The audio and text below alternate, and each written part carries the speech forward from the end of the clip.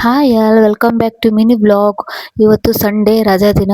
So ನಾವು ಇವತ್ತು ಎಲ್ಲಿಗೆ ಹೋಗಿದ್ವಿ, ಏನು ಮಾಡಿದ್ವಿ, ಯಾವ ರೀತಿ ಟೈಮ್ ಸ್ಪೆಂಡ್ ಮಾಡಿದ್ವಿ, ನಿಮಗೆ ಕೊನೆವರೆಗೂ ವಿಡಿಯೋನ ಸ್ಕಿಪ್ ಮಾಡದೆ ನೋಡಿ, ನಿಮಗೆ ಗೊತ್ತಾಗುತ್ತೆ. ಕಷ್ಟ ಬಂದಾಗ ಕುಗ್ಗಬೇಡ, ಸುಖ ಬಂದಾಗ ಹಿಗ್ಗಬೇಡ. ಜೀವನ ಎನ್ನುವುದು ಹರಿಯುವ ನದಿ, ಏರಿಳಿತಗಳೇ ಅದರ ನಿಜಗತಿ. ಕತ್ತಲೆಯ ಬಳಿಕ ಬೆಳಕು ಬರುವುದು, ಕಣ್ಣೀರಿನ ಬಳಿಕ ನಗು ಮೂಡುವುದು. ಸೋಲು ಹೇಳುವುದು ಪಾಠವೊಂದನ್ನು, ಗೆಲುವು ಕಟ್ಟುವುದು ಹೊಸ ಕನಸನ್ನು. ಕಷ್ಟವೇ ನಮ್ಮನ್ನು ಗಟ್ಟಿಗೊಳಿಸುತ್ತದೆ, ಸುಖವೇ ಬದುಕಿಗೆ ಸಿಹಿ ತುಂಬುತ್ತದೆ. ಎರಡನ್ನೂ ಸಮವಾಗಿ ಸ್ವೀಕರಿಸಿದರೆ ಜೀವನ ಸುಂದರ ಪಯಣವಾಗುತ್ತದೆ. ನಿಮ್ಮೆಲ್ಲರ ಹತ್ರನೂ ಒಂದು ವಿಷಯ ಶೇರ್ ಮಾಡ್ಕೋಬೇಕು ಅಂತ ಇದ್ದೀನಿ. ಬಟ್ ಅದನ್ನು ನೀವು ನಂಬ್ತಿರೋ ಬಿಡ್ತಿರೋ ನನಗೆ ನಿಜ ಗೊತ್ತಿಲ್ಲ. ಬಟ್ ಇದೇ ನಿಜ ಆ್ಯಕ್ಚುಲಿ. ನನ್ನ ಹಸ್ಬೆಂಡ್ ಹತ್ರ ನನಗೆ ಮದುವೆ ಆದಾಗಿಂದ ಇದುವರೆಗೂ ಜಾಸ್ತಿ ಖರ್ಚು ಮಾಡಿಸಿದ್ರೆ ನಾನು ಇಷ್ಟನೇ ಪಡಲ್ಲ. ಏನೋ ಒಂಥರ ಮನ್ಸಿಗೆ ಒಂಥರ ಅನಿಸುತ್ತೆ. ಮದುವೆ ಸ್ಟಾರ್ಟಿಂಗಿಂದನೂ ಅಷ್ಟೇ, ಇವತ್ತಿನವರೆಗೂ ಅಷ್ಟೇ. ಇದುವರೆಗೂ ಬರ್ತ್ಡೇಗಾಗಲಿ ಆ್ಯನಿವರ್ಸರಿಗಾಗಲಿ ನನ್ನ ಹಸ್ಬೆಂಡ್ ಹತ್ರ ದುಡ್ಡು ಇಸ್ಕೊಂಡು ನಾನು ಅವರಿಗೆ ಗಿಫ್ಟ್ ಕೊಡೋದಾಗಲಿ ಇದುವರೆಗೂ ನಾನು ಮಾಡಿಲ್ಲ. ಆ ಥರ ಮಾಡಿದ್ರೆ ನನಗೆ ಮನಸ್ಸಿಗೆ ನೆಮ್ಮದಿನೂ ಇರೋಲ್ಲ, ನನಗೆ ಖುಷಿನೂ ಕೂಡ ಕೊಡೋಲ್ಲ. ಸೊ ಹಾಗಾಗಿ ನಾನು ಆ ಥರ ಮಾಡೋದೇ ಇಲ್ಲ. ಸೊ ನನ್ನ ಹತ್ರ ದುಡ್ಡಿದ್ರೆ ಮಾತ್ರ ಅವ್ರಿಗೆ ನಾನು ಗಿಫ್ಟ್ ಕೊಡೋದಾಗಲಿ ಮಾಡ್ತಾಯಿದ್ದೆ ಇದುವರೆಗೂ ಅಷ್ಟೇ. ಈಗ ನಾನು ವರ್ಕ್ ಮಾಡ್ತಾ ಇರೋದ್ರಿಂದ ನಾನೇ ನನ್ನ ದುಡ್ಡಲ್ಲೇ ನಾನು ಅವ್ರಿಗೆ ಕೊಡಿಸೋದು. ಸೊ ಅವರು ಸುತ್ತ ಇದುವರೆಗೂ ಬರ್ತ್ಡೇ ಆಗಲಿ ಆ್ಯನಿವರ್ಸರಿ ಆಗಲಿ ಒಂದಿನವೂ ಮಿಸ್ ಮಾಡಿಲ್ಲ. ಒಂದೇನಾದ್ರು ಡ್ರೆಸ್ ಆಗಲಿ ಏನಾದ್ರು ಸಣ್ಣದಾಗಲಿ ಏನಾದ್ರು ಒಂದು ಕೊಡಿಸ್ತಾರೆ. ನಾನು ಕೂಡ ಇದುವರೆಗೂ ಮಿಸ್ ಮಾಡಿಲ್ಲ. ಏನಾದರೂ ಒಂದು ಕೊಡಿಸ್ತೀನಿ. ಬಟ್ ಒಂದು ವರ್ಷ ನಾನೇನೋ ಕೊಡಿಸಿರ್ಲಿಲ್ಲ ಆ್ಯನಿವರ್ಸರಿಗೆ ಅನಿಸುತ್ತೆ. ಬಟ್ ಆ ಟೈಮಲ್ಲಿ ನಾನು ವರ್ಕ್ ಮಾಡ್ತಾ ಇರಲಿಲ್ಲ, ನನ್ನ ಹತ್ರ ಅಮೌಂಟ್ ಕೂಡ ಇರಲಿಲ್ಲ. ಅವ್ರ ಹತ್ರ ಅಮೌಂಟ್ ಇಸ್ಕೊಂಡು ಅವರಿಗೆ ಗಿಫ್ಟ್ ಕೊಡೋದು ನನಗೆ ಇಷ್ಟ ಇರಲಿಲ್ಲ. ಸೊ ಅದಕ್ಕೆ ನಾನು ಕೊಡಿಸಿರ್ಲಿಲ್ಲ. ನಾನು ಅವ್ರಿಗೆ ಹೇಳಿದ್ದೆ, ನನ್ನ ಹತ್ರ ಅಮೌಂಟ್ ಇದ್ದಾಗ, ನಾವು ವರ್ಕ್ ಮಾಡೋಕ್ಕೆ ಸ್ಟಾರ್ಟ್ ಮಾಡಿದಾಗ ನನ್ನ ಹತ್ರ ಅಮೌಂಟ್ ಇದ್ದಾಗ ನಿಮಗೆ ಕೊಡಿಸ್ತೀನಿ ಅಂತ.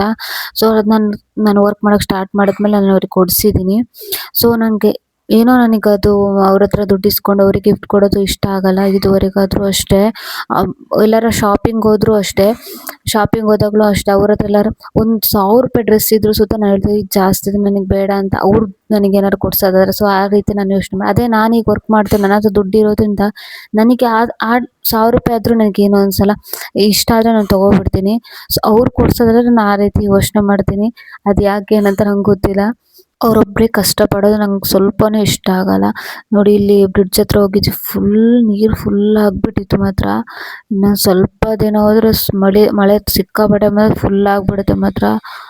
ಇಲ್ಲಿ ಮತ್ತೆ ಮಾಲ್ ಹತ್ರ ಹೋಗೋಣ ಅಂತ ವಿನಾಯಕ ಮಾಲ್ ಹತ್ರ ಬಂದ್ವಿ. ಅದು ಹೊಸ್ದಾಗಾಗಿದೆ ಮಾಲ್. ಅದು ತುಂಬಾ ಚೆನ್ನಾಗಿದೆ ನೋಡೋಕೆ ಮಾತ್ರ ಹೊರಗಡೆ. ಒಳಗಡೆ ಇನ್ನೂ ಒಳಗಡೆ ಝೂಡಿಯೋ ಒಂದೇ ಇರೋದು, ಇನ್ನೂ ಯಾವುದೂ ಸ್ಟಾರ್ಟ್ ಆಗಿಲ್ಲ. ಇನ್ನೂ ಹೊಸ್ದಾಗಾಗಿದೆ ಅಲ್ಲ, ತುಂಬ ಇನ್ನೂ ಪೆಂಡಿಂಗ್ ಇದೆ, ಇನ್ನೂ ಸ್ಟಾರ್ಟ್ ಆಗಬೇಕಾಗಿದೆ.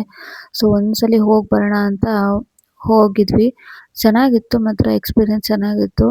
ಸೊ ಒಳಗೆಲ್ಲ ಹೋದಾಗ ನನ್ನ ಮಗ ಅಂತೂ ಆಗಲೇ ಫುಲ್ಲು ನಾನು ಕೆಳಗೆ ಬಿಡು ಅಲ್ಲೂ ಫುಲ್ಲು ಜಾರ್ತಾ ಇತ್ತು ಮಾತ್ರ, ನಡೆಯೋಕ್ಕಾಗ್ತಾ ಇರಲಿಲ್ಲ.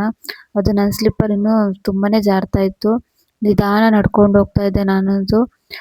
ಅಷ್ಟೇ, ಇನ್ನು ಝುಡಿಯೋ ಒಂದೇ ಇರೋದು, ಇನ್ಯಾವುದು ಇನ್ನೂ ಓಪನ್ ಆಗಿಲ್ಲ, ಇನ್ಯಾವುದು ಸ್ಟಾರ್ಟ್ ಆಗಿಲ್ಲ. ನಾವು ಶಾಪಿಂಗ್ ಮಾಡ್ಬೇಕಂತಲೇ ಏನು ಹೋಗಿಲ್ಲ, ಜಸ್ಟ್ ಹೋಗಿ ಒಂದ್ಸಲಿನೂ ಹೋಗಿಲ್ಲಲ್ಲ ವಿನಾಯಕ ಮಾಲ್. ಅವ್ರು ಹೋಗಿದ್ದಾರೆ, ಸೊ ನಾನು ಹೋಗಿರಲಿಲ್ಲ. ಸೊ ಅದಕ್ಕೆ ಹೋಗಿ ನೋಡ್ಕೊಬರೋಣ ಹೋಗೋಣ ಅಂತ ಹೋಗಿದ್ವಿ. ನಾನು ಸುಮ್ಮನೆ ನನ್ನ ಮಗಂಗಾರು ತಗೊಳ್ಳೋಣ ಅಂತ ನೋಡ್ತಾ ಇದ್ವಿ.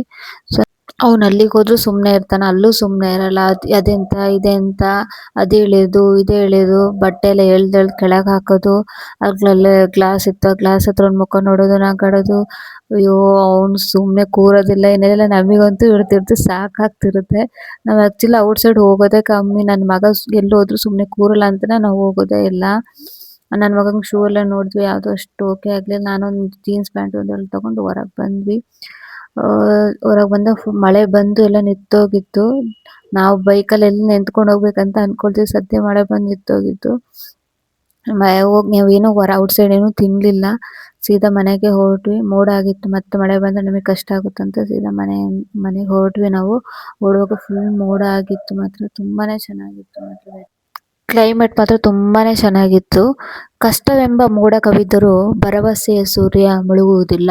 ಸುಖವೆಂಬ ಹೂ ಹರಳಿದರೂ ಅದರ ಪರಿಮಳ ಶಾಶ್ವತವಲ್ಲ.